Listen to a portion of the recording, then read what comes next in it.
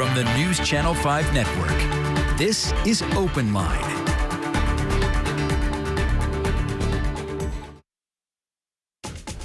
Good evening, everyone, and welcome to OpenLine. I'm Carrie Sharp. We have a good show for you coming up tonight, one packed with education for all of us. We're talking about human trafficking in Tennessee and particularly how it affects the minority community. And I hope that you will stay with us over the next hour.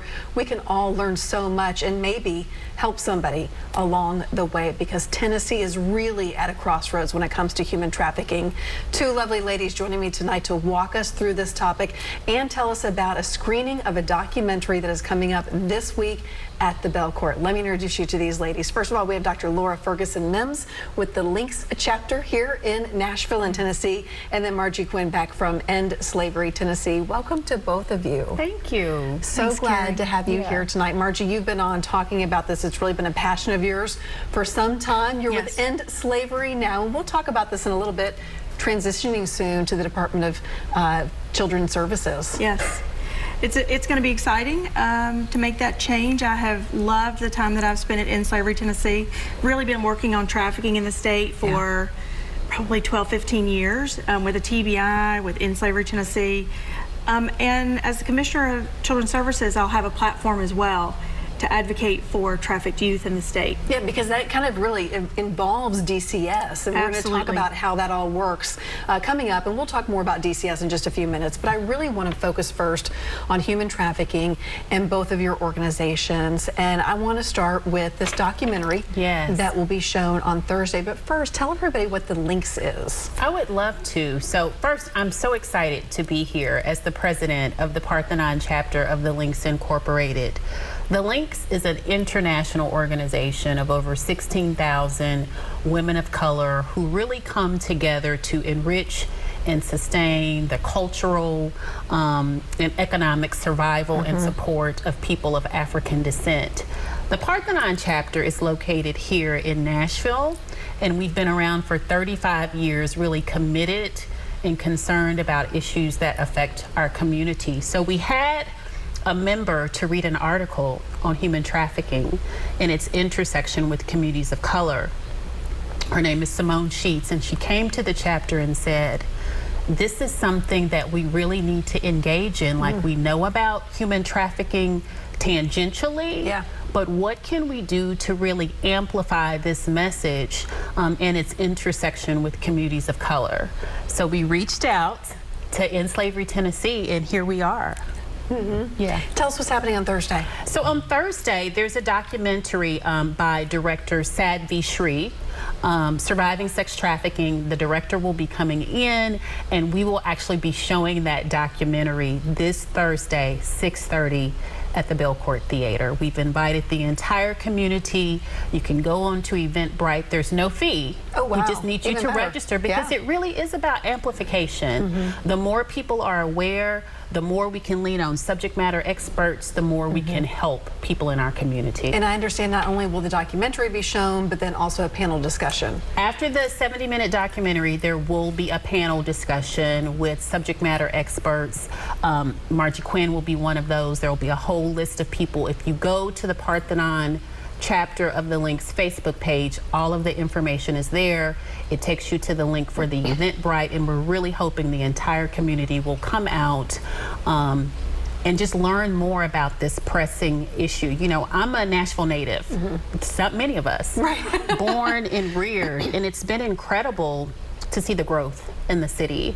You know, growing up, Nashville always felt like a small town. But as we become a big city, there are really big city issues with which we have to contend, and human trafficking is one of those. It really is. And you mentioned how we all kind of have heard about human trafficking, but sometimes that's where it stops. You kind of think you know what it is, but not really sure, and you've seen it portrayed maybe on Law and Order.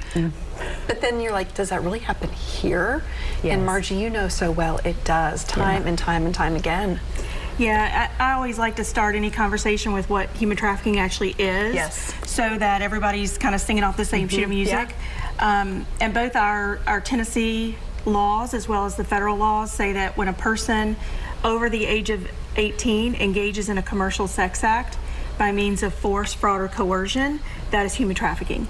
So there's a commercial sex act, which is a sex act that occurs when something of value is exchanged, but that is induced by force, fraud, or coercion, and the government can prove it.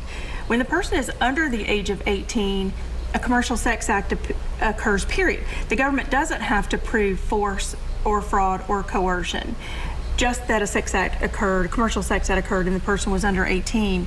And so I think we didn't talk about transportation, and we didn't talk about going over state lines or country lines or anything like that. And so I think when you hear that definition, you can start to understand, I think, how this happens in our community, how it happens to vulnerable citizens in marginalized communities disproportionately. And that's really what we're talking about. We're talking about the disproportionate impact of a crime like trafficking on the vulnerable, on the marginalized.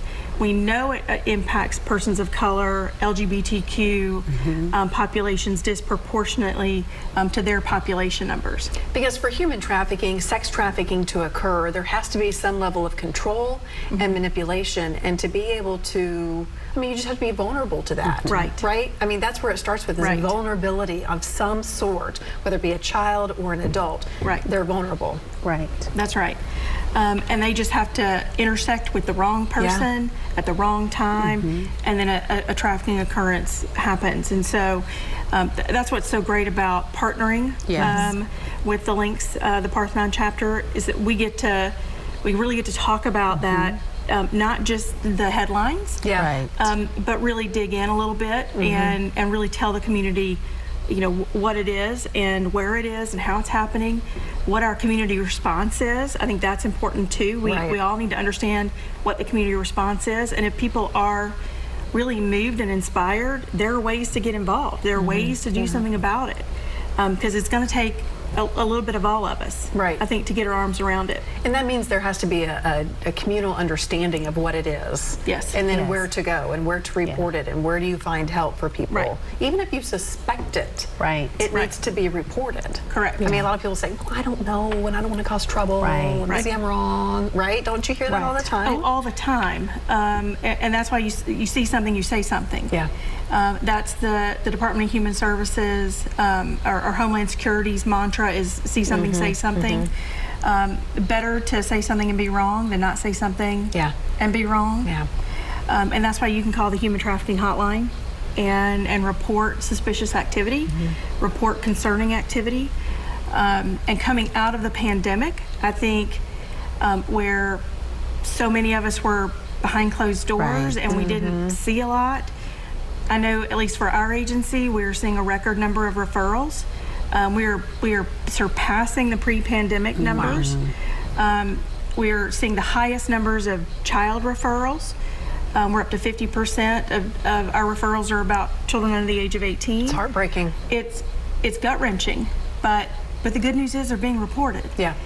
But things like Thursday night are important, because if we don't get the referrals, if that hotline number doesn't get called, if the Metro Police Human Trafficking Unit doesn't respond, we don't have an opportunity to restore a victim and put the perpetrator in jail. That's why we've really honed in on the amplify, awareness, and then advocate. Because until we're knowledgeable, it's really difficult to advocate with and for those directly impacted. So we're over the moon excited about this partnership with End Slavery, super excited about Thursday night and being able to share the message. And beyond Thursday night, we'll have the rights to show the documentary to other community organizations, whether it's congregations, other nonprofits. Again, amplify, aware, and then advocate. I wonder when your member came forward and said, hey, I read this article and this is really interesting, where others like, oh, that's not a problem, or what? I never thought of that. We all immediately received it, because she brought some initial information to us, and as we began to really dig into the soul of the issue, we realized how much of a pressing concern